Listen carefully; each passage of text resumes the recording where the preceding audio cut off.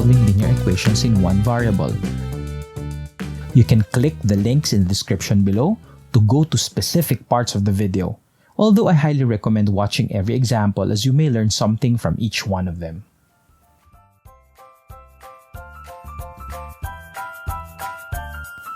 The concept of work is important and has a lot of practical uses in real life. These concepts, however basic, will lay down the foundation of concepts in manufacturing, engineering, and many other related fields. When solving elementary algebra work problems, we should know that we might encounter several cases. The first case involves one worker only. In later examples, we will be discussing other cases where two or more workers are involved. Let us look at the first case, the case where we only have one worker. In this case, we use the general formula for work problems, and that is W equals R times T, where W is the amount of work to be done, R is the rate or speed of the worker doing the work, and T is the time to do the work. But before we continue discussing the concepts, there is one very important assumption that we should always remember. To simplify work problems, we should always assume that workers work at a specific or constant rate, the worker's average speed. Meaning, we acknowledge of course that workers may work a little faster or slower at times, but we use their average rate in working to approximate a constant speed or never-changing rate, which is of course more friendly for easier estimations in work problems. With that out of the way, we can now continue exploring the formula given above, W equals R times T.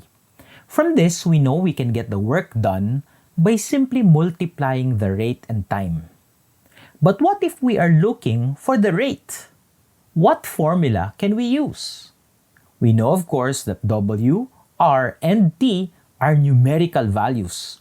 So in case we want to compute the rate R, we use the same formula and aim to isolate R on the right side by removing T. To do this, we use properties of equality. And as we divide both sides of the equation by T, then cancel it, we conclude that R equals W over T. We now have a formula for R. Or we can say that the rate can be solved by dividing the work done by the time. This is a very important concept. Thus, we should memorize it, as it will help us easily solve work problems. Just in case we need to get T, we use a similar process, as shown, by dividing both sides of the original formula by R to get the time, which is W over R. Another way of figuring this out is by using a sort of magic triangle as shown. We just remember that W should be on top of the triangle, while R and T should be placed below. To get work, we simply multiply the rate and time. To get the rate, again something we should memorize, simply divide work by time. And finally, to get the time, simply divide the work done by the rate. With this triangle, we should be able to remember how to get each value given the two others. But we really don't need to memorize the three formulas though, because if we know the basics, which is W equals R times T, we should be able to derive the other two. As we said earlier, getting the rate is usually a very important step in solving work problems. So let's have a quick demonstration. Please follow as I read the problem. A carpenter can make 16 chairs in 4 days. What is his rate? Okay, let's compute for that. Let's identify the given first. We see two values here. Let's write them down. 16 chairs and 4 days. Now, let's identify what are these values. 4 days, definitely yan yung time. Now, ang problem is, ano ba yung chair? Now, our worker is a carpenter. Therefore, we can say 16 chairs is the work to be done. Now, what is his rate? We know, of course, a formula to solve for the rate, which is work over time. So we simply solve by substituting work is 16 chairs, and the time required to do the work is 4 days. Simplifying these values, 16 over 4 is 4 with the unit chairs per day. So that's the rate. It's 4 chairs per day. That's how fast the carpenter makes chairs. Now, this is just one of infinitely many other possible units. We may encounter other units of rate, such as if, for example, ang worker mo is a reader, somebody who reads. The rate would be in words per minute, maybe. If your worker is a painter, siguro pwedeng paintings per month. If, for example, ang worker mo is not a person but a swimming pool water pump, then maybe yung rate niya can be measured by pools or number of pools na kaya niyang i-fill per hour. Or, pwede rin naman if our worker is in a hot dog eating contest, pwede siguro yung unit ng rate niya is hot dogs per minute.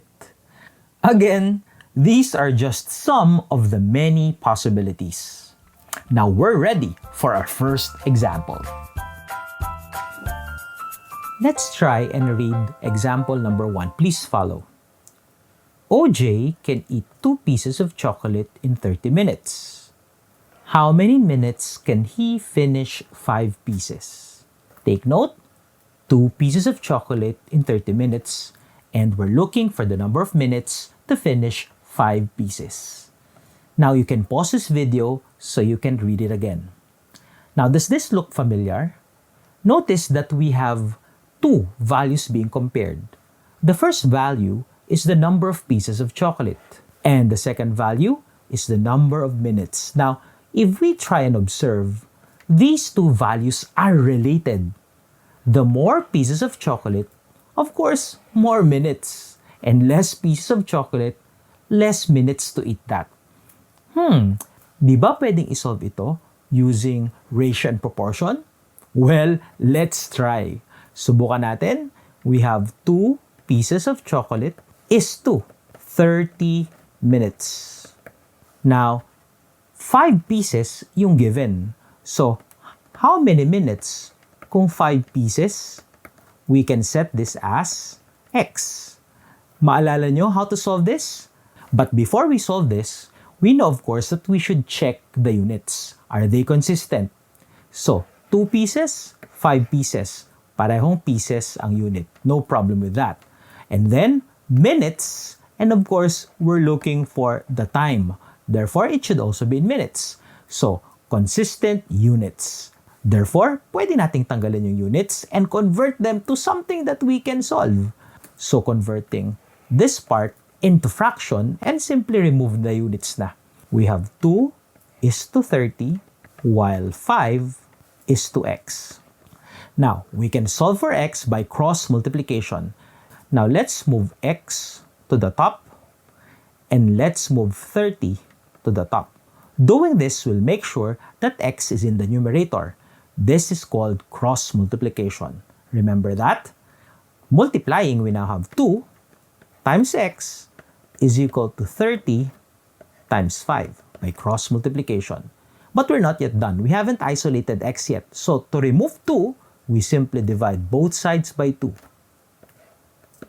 And then we cancel 2 and end up with just x, and it's equal to, solving 30 times 5 is 150. Divided by 2, it's 75. Therefore, our answer is 75 minutes. So OJ can eat 5 pieces of chocolate in 75 minutes. But that's just one way of solving it. Kapag ganito lang kasimple yung problem, we can solve using ratio and proportion. However, we must try solving the same problem using another method, using the concepts that we have discussed earlier, so that if ever binigyan tayo ng mas mahirap na problem, we can still solve. Let's do that. Now, let's try to solve the same problem by using GRESA as our guide. Remember, given, required, equation, solve, and then answer. Let me read the first sentence again. OJ can eat 2 pieces of chocolate in 30 minutes. How many minutes can he finish 5 pieces? Now, to be able to get the number of minutes he can finish 5 pieces, maybe we can find the rate of OJ first. Gaano ba siya kabilis kumain? So, actually, that was discussed earlier. Sabi natin, before solving any work problem, usually, the very first thing that you should do is to get the rate. Well, we know how to get the rate. It's using the formula work over time. Dapat memorize na natin yan. Ano ba yung work over time na yan? Now, again, looking at the first sentence. 2 pieces of chocolate in 30 minutes. Are these given enough na to get OJ's rate?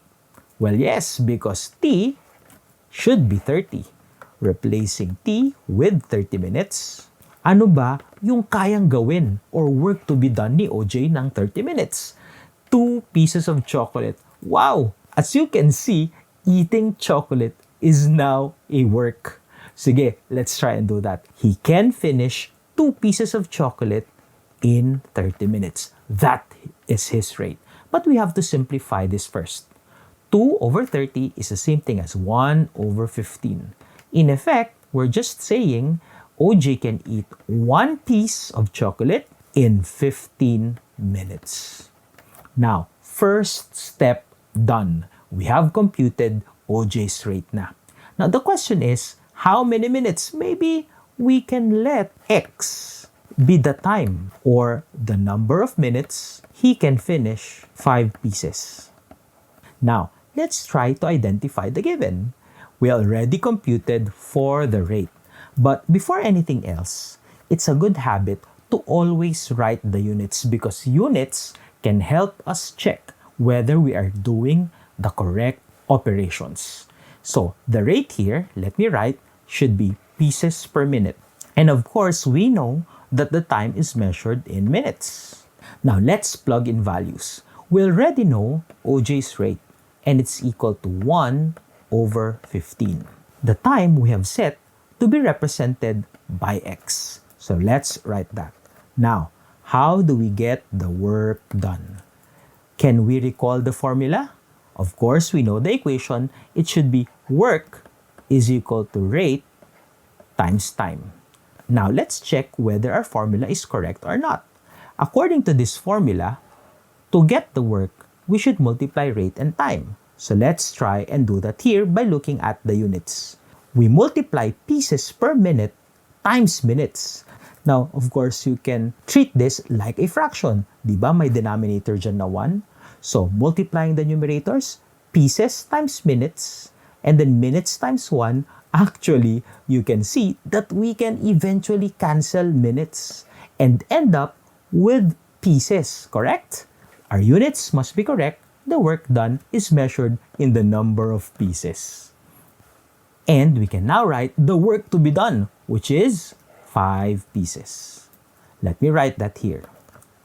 Substituting then in our general formula, the values for work, rate, and time, because we have identified them already here, we have work is equal to 5. Equals rate is equal to 1 over 15. And then finally, the time should be X. Now, this is called the working equation, which we need to solve. How do we solve for X? We remove 1 over 15. And how do we do that? Cross multiply, moving 15 up and 1 down. We can isolate eventually X. So on the left side, we now have 5 times 15. Then moving 1 down, all over 1. X therefore is 5 times 15, which is 75.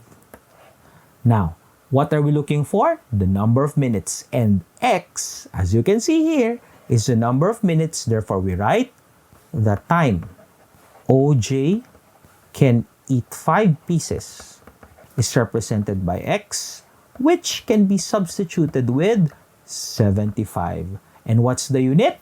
As you can see, it should be in minutes, which is consistent to the answer we got earlier when we tried using ratio and proportion. Now you might say, sir, ang hirap naman ito. Compared sa ratio and proportion, I would rather use ratio and proportion na lang. Well, for this case, it's much easier if you use ratio and proportion. However, what we are doing is we are practicing in computing for the rate first as a tool to solving more complicated work problems. Sometimes though, we may not be limited to just one worker. We may encounter work problems with several workers. Thus, let us now discuss a second case of working problems. The concept is not that complicated though, as it is very similar to the first case. Just remember that when several workers are helping each other, their efforts or their work done will simply add up. Remember that the total work done will just be the sum of the work done by each worker.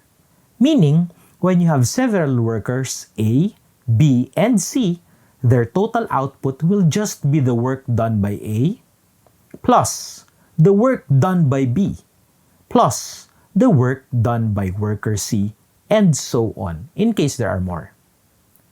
And since we know that work is rate times time, we can replace the work done by A by rate of A times the time of A.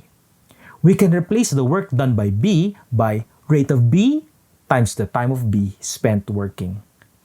We can replace the work done by C by rate of C times the time of C spent working, and so on.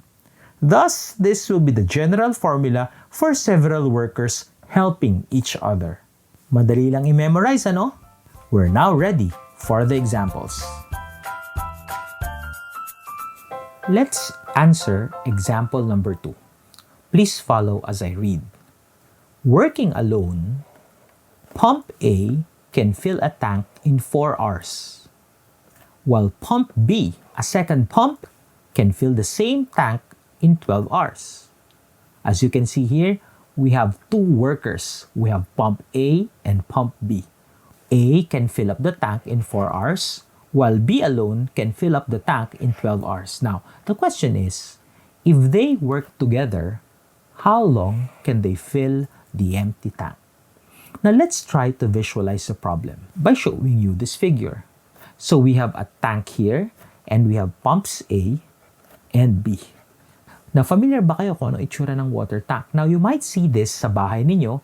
It's a galvanized cylinder usually seen beside pump wells. So, notice kung minsan, beside this tank, meron kang makikitang pump, usually colored blue. Now, in this problem, we have 2 pumps. We have pump A and pump B infusing water, trying to fill this tank with water. Now, I hope na-visualize nyo na yung problem. Now, of course, this is just theoretical. Usually, we only need 1 pump to fill an empty tank. Now, let's continue answering the problem.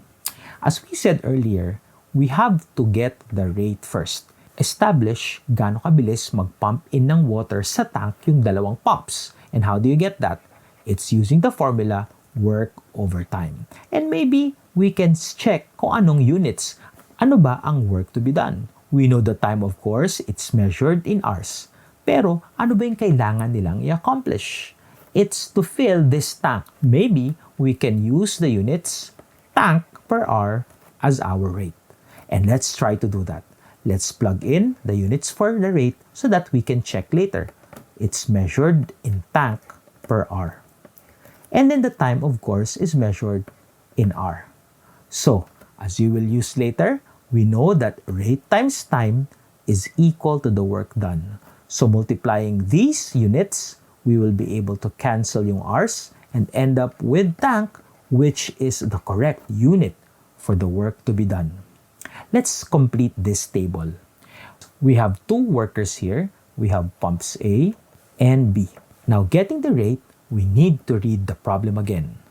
Pump A can fill a tank in 4 hours. So, what is the rate of pump A? Diba? Measured siya using the unit tank per hour. Ilang tanks ba ang dapat nilang i-fill? Diba isa lang?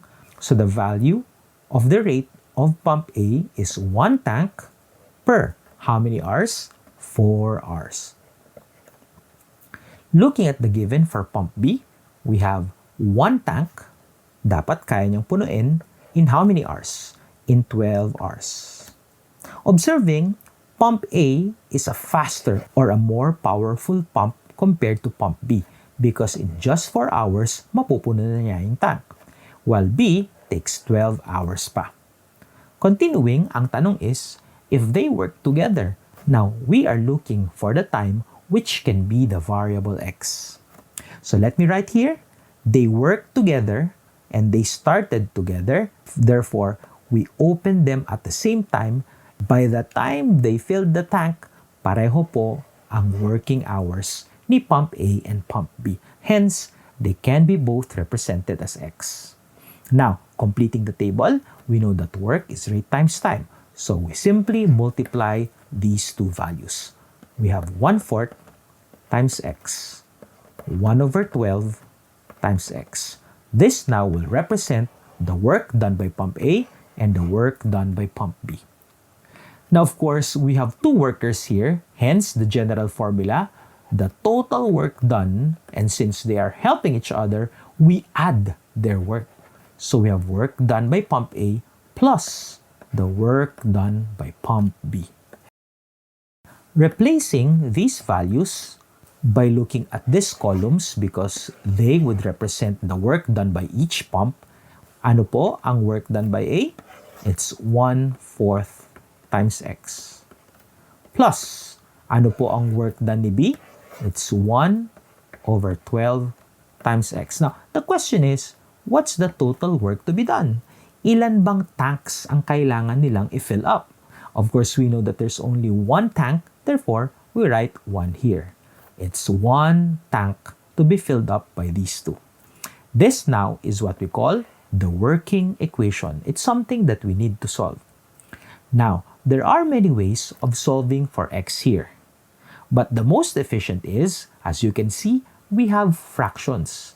Our aim is to remove these denominators. Remember from our past lessons, to remove this denominator, one way is to multiply by their LCD. What is the LCD of 4 and 12? We know it's 12. And what do you do with 12? We multiply 12 to both the left side of the equation and the right side. And recall, why can we do that? Because whatever you multiply sa left, you multiply dapat din sa right so that they would still be equal. It's the multiplication property of equality. Now, simplifying, we have 12 times 1, it's 12. The left side of the equation done. Now, 12 should be distributed to both terms here. So 1/4 x times 12, 12 divided by 4 is 3. Therefore, this is 3x. Plus 1/12 times 12, we cancel 12, we only have 1x left, or x. As you can see, by multiplying both the left side and the whole right side by the LCD, we were able to remove our problematic denominators, and we have simplified this to this equation. Now, simplifying and solving, 3x plus 1x is 4x, and it's equal to 12. Dividing both sides by 4, cancel 4, we end up with just x, and it's equal to 12/4, or 3. But then, we have to go back to the problem so that we know what we're looking for. The question is, how long can they fill the empty tank? We're looking for the time. And take note, the time is represented by x. So we have solved x already. So let me write here. The time to fill up the empty tank is represented by x, which is equal to 3. And using the units, we have hours. So in 3 hours, both pumps A and B can fill up the empty tank. Now, do these values compute? Example, let's analyze. Kung si pump A lang, kaya niyang i-fill up in 4 hours. Kung si pump B lang, kaya niyang i-fill up in 12 hours. If they work together, we are expecting that they will be able to fill up the empty tank faster compared sa isa sa kanila. In this case, the answer is 3 hours, which is faster than just A and faster than just B. Our answer is most probably correct. A time that is faster than pump A and pump B. Let's try to answer example number 3. Please follow as I read. A rice farmer can cut 150 stalks in 2 minutes, while his brother can cut 180 stalks in 3 minutes. How long can they harvest a small rice paddy with 4,050 stalks? You can pause this video to read the problem again. Now, how do we solve the problem? Again, just like any work problem, the very first thing to do is try to get the rate of work of each worker.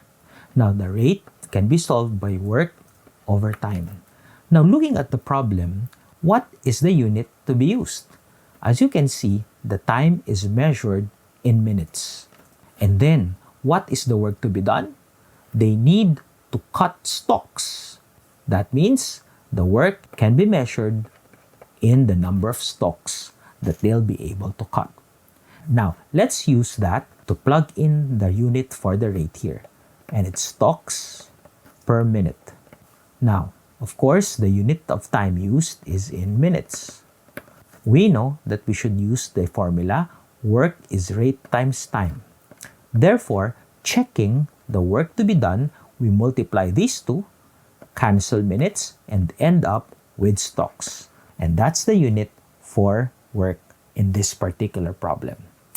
Now, we know that we have 2 workers, the farmer and his brother. So let me write them here. The first worker is the farmer, or can be represented as F, and the second worker is his brother. Maybe we can call this B for brother. Plug in values for the rate. Going back to the problem, the farmer can cut 150 stalks in 2 minutes. Being guided by the unit here, it's stalks per minute. That means it's 150 stalks per 2 minutes.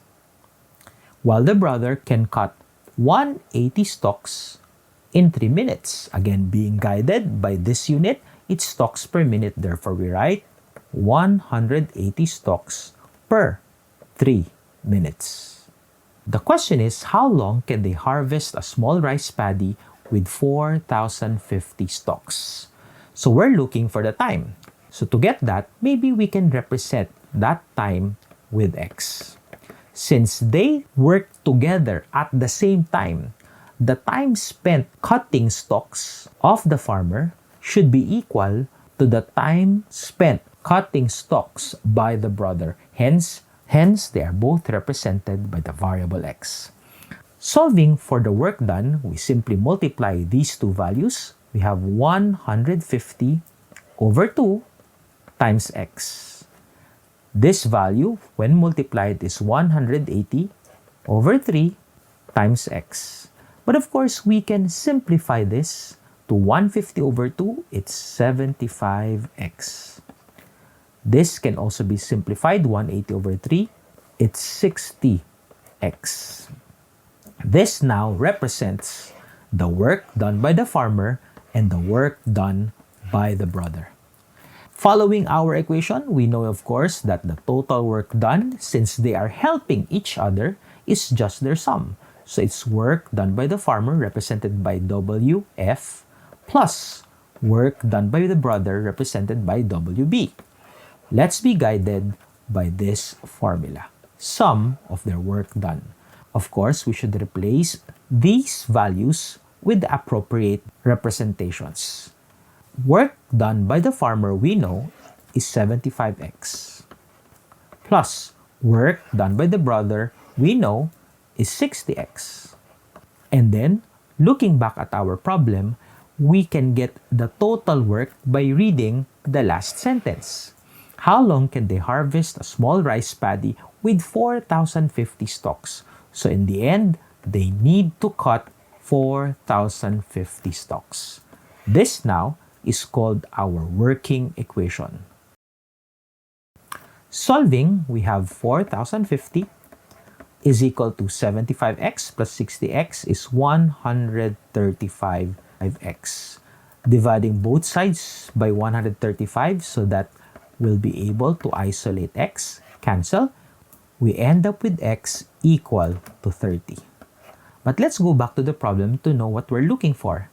We're looking for the time. So the time is represented by, as you can see here, by x, which we already solved. Replacing x with the actual value, which is 30. And what's the unit? It's minutes. Therefore, working together, the farmer and brother will be able to cut 4,050 stalks in 30 minutes.